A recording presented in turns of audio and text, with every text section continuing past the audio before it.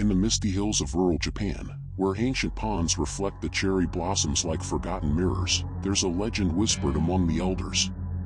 They call it the koi no yami, the darkness of the koi.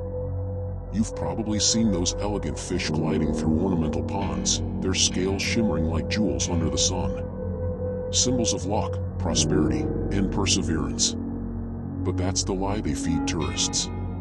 The truth? Koi aren't just fish. They're patient predators, hiding a hunger that's claimed more lives than the Yakuza's blades. It started with the disappearances. Back in the late 90s, a string of unsolved cases dotted the countryside from Kyoto to Hanoi. Official reports called them murders, bodies found mangled beyond recognition, limbs torn, flesh stripped to the bone as if ravaged by wild animals.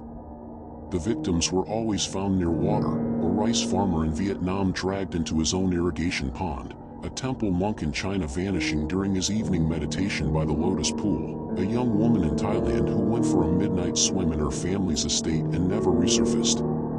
Autopsies pointed to animal attacks, but what animal leaves no tracks, no fur, no claw marks? Just watery graves and empty eyes staring from skeletal faces. I first heard about it from my grandfather, a retired detective in Osaka.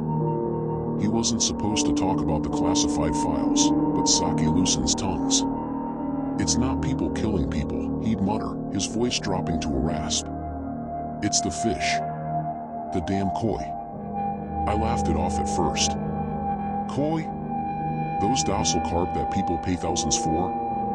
But then he showed me the photos, grainy Polaroids smuggled from evidence lockers. One depicted a man's torso floating in a shallow pond, his lower half gone, the water clouded with blood. Surrounding him, dozens of oversized koi, their mouths agape, eyes gleaming with an unnatural intelligence. The pattern emerged in the early 2000s.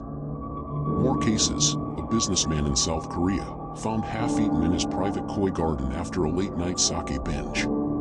Authorities blamed a rival gang, but the wounds were too precise, too aquatic. Teeth marks matched no known mammal. Forensic experts whispered about serrated edges, like tiny razors evolved for shredding.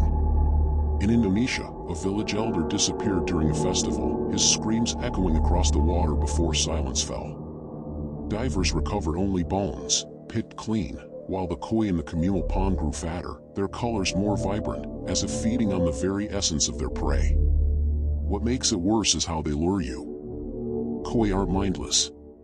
They've been bred for centuries in those eastern lands, selectively enhanced by ancient breeders who knew the old ways.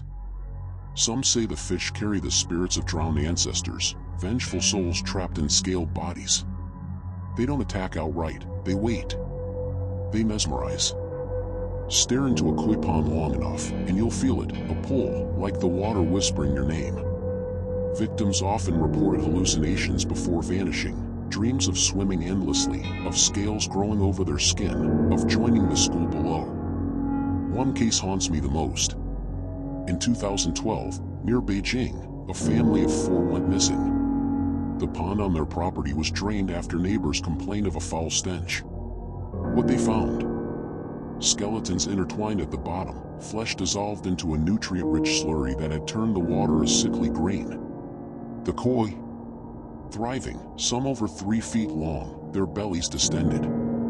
Lab tests on the remains showed enzymes, digestive juices not from any human stomach, but secreted by the fish themselves. Koi, you see, have a secret. In overfed ponds, they develop a taste for more than pellets. Starve them a bit, stress them with pollution or overcrowding, and they turn. Their jaws unhinge like pythons, teeth sharpening through some freak mutation.